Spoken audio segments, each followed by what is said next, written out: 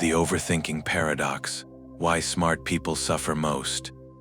If people keep telling you you think too much and no one realizes that thinking is the reason you've survived, succeeded, and stayed ahead, this video will change how you see your mind.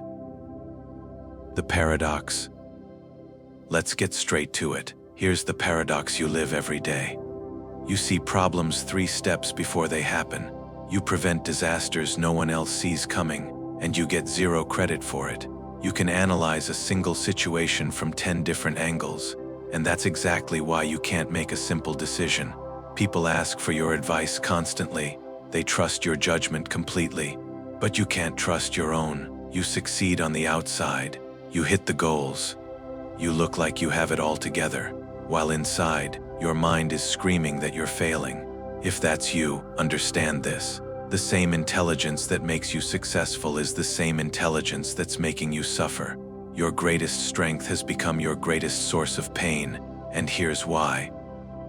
The trap, the prediction addiction. Your brain has one extraordinary gift, pattern recognition. It's what made you smart. It's what kept your ancestors alive. You see connections others miss. You predict outcomes before they unfold. But here's the catch nobody told you. A brain built to detect patterns doesn't know when to stop detecting them. It's like having a smoke detector so sensitive it screams at a candle. Your threat detection system isn't broken. It's too good at its job, and this creates an addiction. Here's how. You've been rewarded your whole life for solving problems.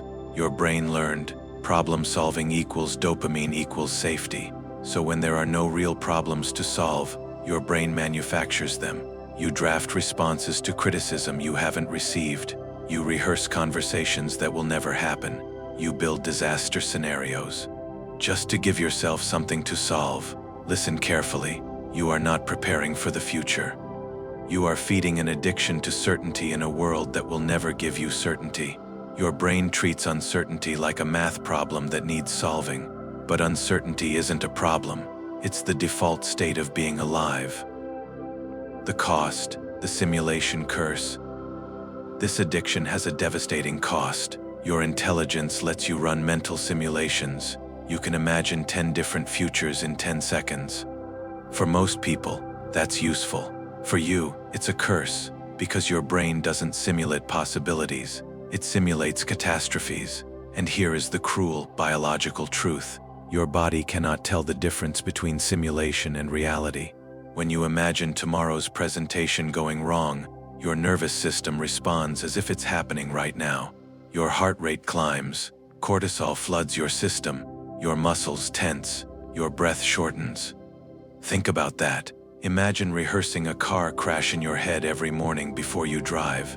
Your body wouldn't call that preparation. It would call it trauma. That's what you're doing.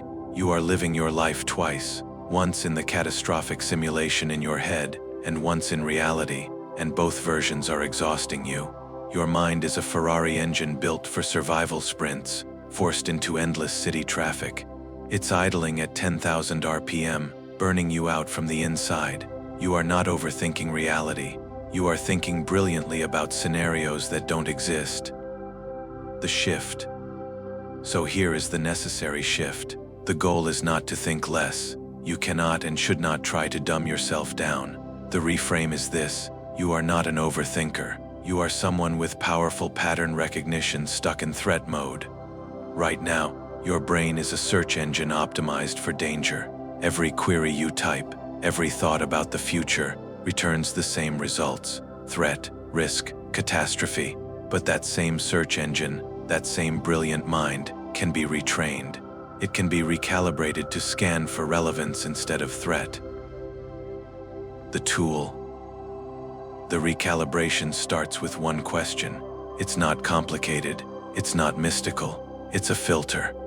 The next time your mind starts building a disaster scenario, ask this: can I act on this right now? If the answer is yes, it's a problem. Solve it. Take action. If the answer is no, it's a simulation. Close the tab. If you can't act on it now, it's not information. It's noise. This isn't positive thinking. This is teaching your intelligence to distinguish between problems worth solving where you have agency. Simulations worth closing, where you have none. Your brain spent years learning to hunt threats.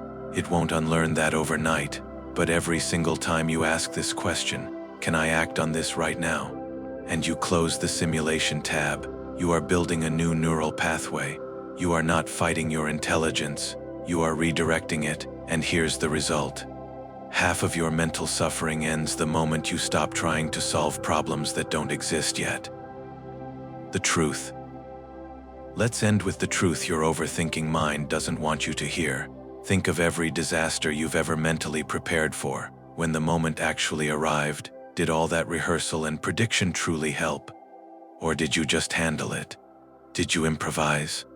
Did you find resources in the moment you didn't know you had? Your track record for getting through difficult days is 100%, not because you predicted every variable, but because you are adaptive, resilient, and intelligent in the moment. Your intelligence is not a curse, but the way you've been using it is. You've been aiming a spotlight at shadows, convinced that studying the darkness will bring you safety. But safety isn't found in prediction. It's found in presence. Stop treating uncertainty like an enemy. Start treating it like the air you breathe. You can't control the future. You never could. But you can control where your intelligence focuses right now. Your overthinking isn't random. It follows a specific pattern, a signature. Some people overthink because they're hunting perfection, others because they're scanning for rejection, others because they're trying to control what can't be controlled.